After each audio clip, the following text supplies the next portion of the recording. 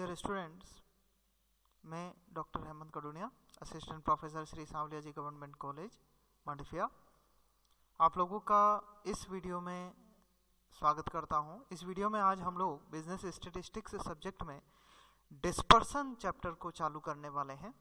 Dispersion को अगर हम लोग हिंदी में कहें तो अपकिरण कहते हैं।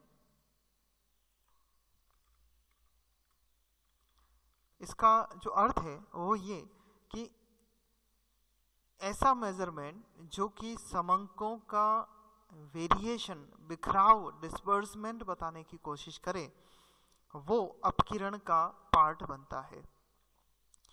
ये मेजरमेंट हम लोग किसी सीरीज का शेप पता लगाने के लिए कि ये सीरीज कितने डेविएट हो रही है, कितना डिस्पर्समेंट रख रही है, बिखराव रख रही है, वो बताने के लिए, उस सीरीज की रिलायबिलिटी पता लगाने के लिए हम लोग डिस्पर्सन का मेजरमेंट पढ़ते हैं।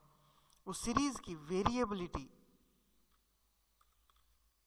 पता लगाने के लिए हम लोग डिस्पर्सन चैप्टर पढ़ते हैं। और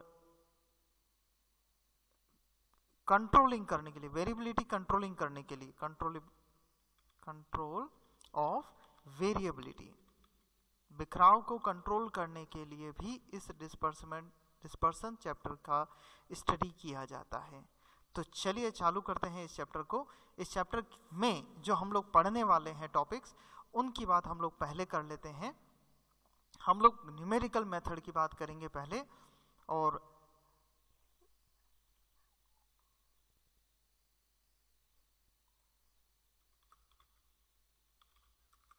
उनमें कौन कौन से टॉपिक हम लोगों को पढ़ने हैं, हम लोग उसको कवर करते हैं। तो विद्यार्थियों, प्यारे बच्चों, ये हम लोग चालू करेंगे सबसे पहले methods of limits. Dispersion calculate करने के लिए आप लोग लिमिट मेथड का यूज कर सकते हो या डेविएशन बेस मेथड का यूज कर सकते हो। अगर आप लिमिट बेस का कैलकुलेशन करने जा रहे हो तो उसके अंदर आपके पास है सबसे पहले रेंज, उसके बाद आप लोगों के पास है इंटर क्वार्टाइल रेंज,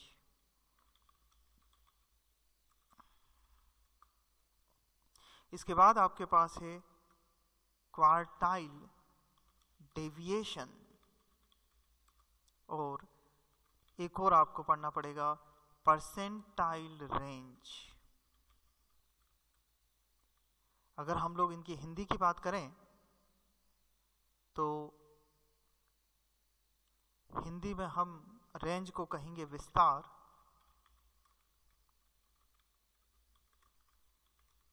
अंतः चतुर्थक विस्तार, चतुर्थक विचलन, क्वार्टाइल डेविएशन को बोलेंगे, और अंत में शतमक विस्तार। जब हम बात करते हैं डेविएशन मेथड की, तो डेविएशन बेस में भी हमारे पास दो हैं, जिसमें पहला हमारे पास है मीन डेविएशन, माध्य विचलन, और दूसरा है सबसे इंपॉर्टेंट स्टैंडर्ड डेविएशन।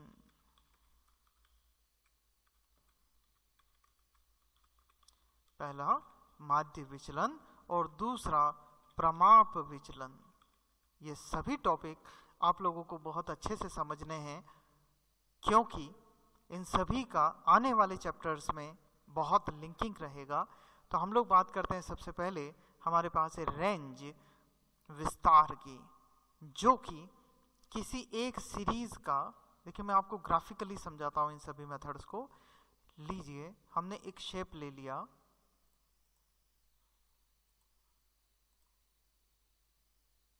एक सीरीज की लाइन ले ली, ये मैंने लाइन खींच ली। इस सीरीज का अगर आप लोग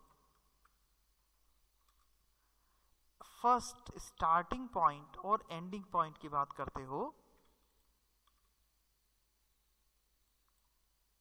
तो वो हमारे लिए विस्तार शब्द में आएगा।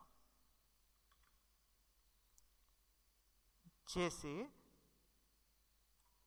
देखिए, मैंने आपके सामने स्क्रीन पे 2 लाइन खींची है। इन दोनों लाइनों को देखने से आप पहली लाइन का विस्तार ये बता सकते हैं कि पर्टिकुलर इस एरिया से चालू होकर ये एंड हो रही है इस जगह पे। मान लीजिए ये 5 से चालू हो रही है और 85 पे जाके एंड हो रही है। तो ये जो सीरीज होगी उसका जो रेंज होगा वो 5 से 85 यानी कि 80 का अंतर चल रहा है। और मैं अगर नीचे वाली लाइन की बात करता हूं, मान लीजिए मुझे इसका रेंज निकालना है और ये चालू हो रही है 15 से लेकर और 70 पर जाकर एंड हो रही है। तो इसका मतलब हो गया इसका जो विस्तार है वो 55 का विस्तार है। मीन्स जब आप रेंज के फॉर्मूला की बात करते हैं तो रेंज का फॉर्मूला बनेगा highest value minus lowest value. बच्चों, अब अगर आप देखते हो तो ऊपर वाले में 5 से 85 मतलब 80 का अंतर था और सेकंड में 15 से 70 55 का अंतर था। ये 55 और 80 हम कह सकते हैं कि ऊपर वाली लाइन, ऊपर वाली जो सीरीज है उसका रेंज ज्यादा है। लेकिन क्या हम इसका आपस में कंपैरिजन कर सकते हैं? क्योंकि पहली सीरीज स्टार्ट 5 से हुई थी लेकिन दूसरी सीरीज 15 से हुई है। तो क्या ये कंपैरेटिव है? इस बात को जानने के लिए आप लोगों को ये जो वैल्यू हमने कैलकुलेट करी, क्योंकि ये वैल्यू एब्सोल्यूट वैल्यू कैलकुलेट हुई है जो कि आपस में कंपैरेटिव नहीं होती, तो ध्यान से समझिए, आपको कोफिशिएंट निकालना पड़ेगा, गुणांक निकालना होगा। तो इस चैप्टर के अंदर हम लोगों के पास 2 तरीके की वैल्यूज रहेगी, एक एब्सोल्यूट वैल्यू रहेगी और एक रिलेटिव वैल्यू रहेगी। रिलेटिव वैल्यू जो कंपैरिजन सिखा दे। रिलेटिव वैल्यू का कोफिशिएंट ऑफ रेंज निकालने के लिए आप लोगों को ये फॉर्मूला इस्तेमाल करना होगा, highest value minus lowest value divided by highest value plus lowest value. ये फॉर्मूला अपने को इस्तेमाल करना पड़ेगा। तो आपको जब मैं ये कैलकुलेट करवाऊंगा, जैसे नीचे लिखा हुआ इंटर क्वार्टाइल रेंज, तो ये याद रखो 2 आंसर होंगे। अगर आप केवल इंटर क्वार्टाइल रेंज निकाल रहे हो तो वो एब्सोल्यूट वैल्यू होगी। अगर आप उसका कोफिशिएंट निकाल रहे हो तो वो कंपैरेटिव रिलेटिव वैल्यू होगी, तुलनात्मक वैल्यू होगी। जैसे अगर हमने अभी जो उदाहरण ले रखा है रेंज के अंदर, रेंज में हम अगर फर्स्ट सीरीज की बात करें जो मैंने 5 से 15 वाली ले रखी है, तो highest value 85 minus 5 equals to 80 आया। और सेकंड सीरीज की अगर बात करें तो 70 माइनस 15 जो कि अभी हमारा 55 आया। माना कि ये आंसर आ गया है लेकिन ये आपस में कंपैरेटिव नहीं है। इसे कंपैरेटिव बनाने के लिए आपको इस फॉर्मूला पे जाना होगा। तो चलिए निकाल के देखते हैं। इसमें अगर हम फॉर्मूला रखते हैं फर्स्ट सीरीज में,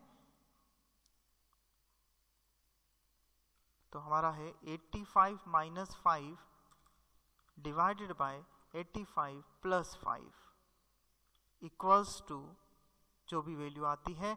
और सेकंड सीरीज में भी अगर हम यही फॉर्मूला रखते हैं,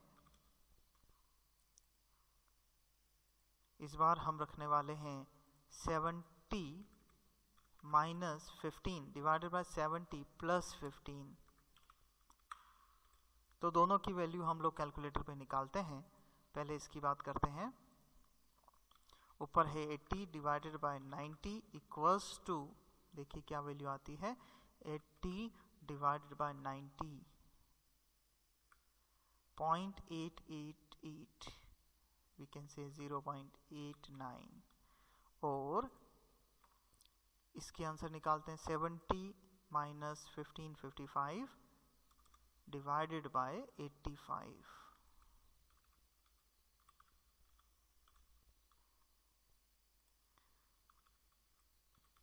तो हमारी वैल्यू आती है 0.647।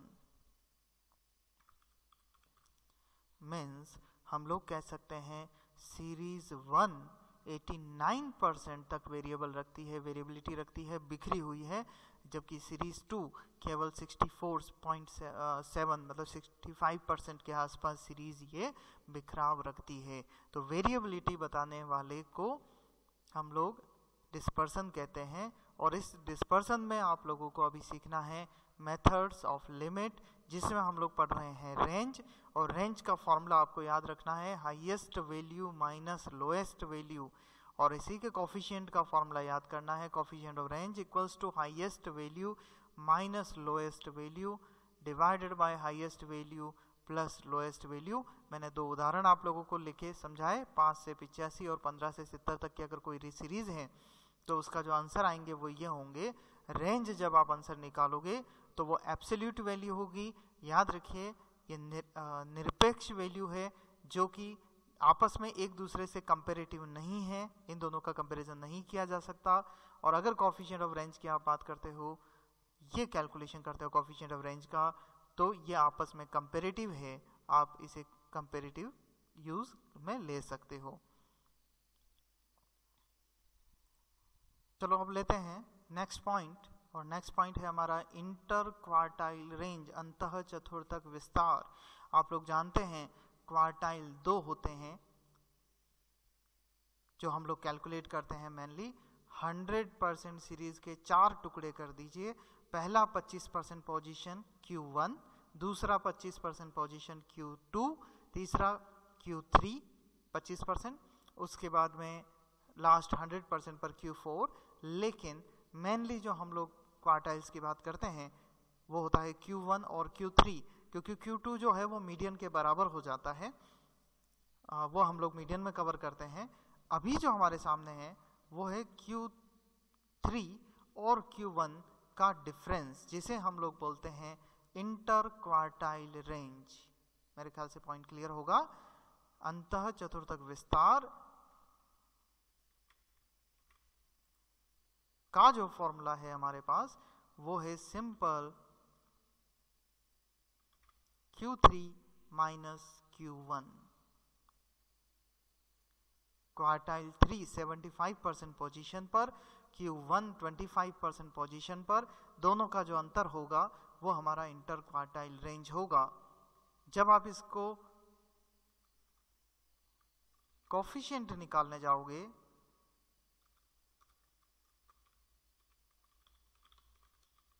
कोफिशिएंट ऑफ IQR, तो जो फॉर्मूला आपके लिए रहेगा, क्योंकि ये रिलेटिव मेजर है, तो सिंपल याद करना है Q3 minus Q1 divided by Q3 plus Q1।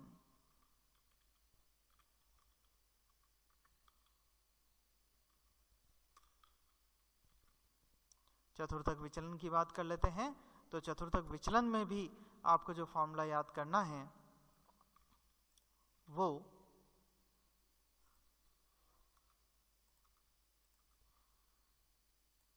Formula है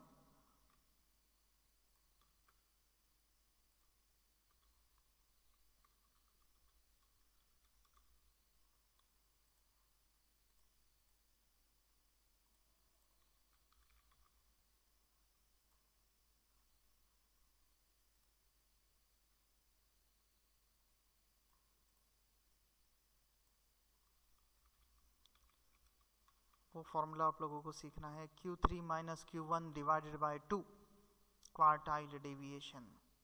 और इसका कोफिशिएंट अगर आप लोग निकालना चाहेंगे तो इस QD का क्वार्टाइल डेविएशन का फॉर्मूला है Q3 minus Q1 divided by Q3 plus Q1। तो IQR और क्वार्टाइल डेविएशन लगभग समान है फॉर्मूला वाइज, आप लोग इसको अच्छे से याद कर लें। कोफिशिएंट निकालने में अभी जो लिमिट वाला हम लोग मेथड सीख रहे हैं उसमें माइनस और प्लस ही लग रहा है, ऊपर की तरफ, ऊपर प्लस है माइनस है और नीचे की तरफ प्लस है।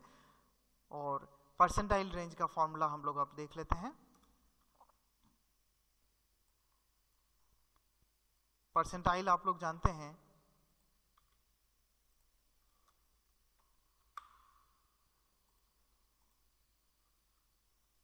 100 होते हैं, तो इनका फॉर्मूला जो आपको याद करना है वो है P90 माइनस P10,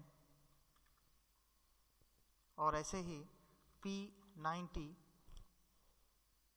तो इस प्रकार परसेंटाइल रेंज का फॉर्मूला आप लोगों के पास हो जाएगा P90 परसेंटाइल 90 90% माइनस P10 10%।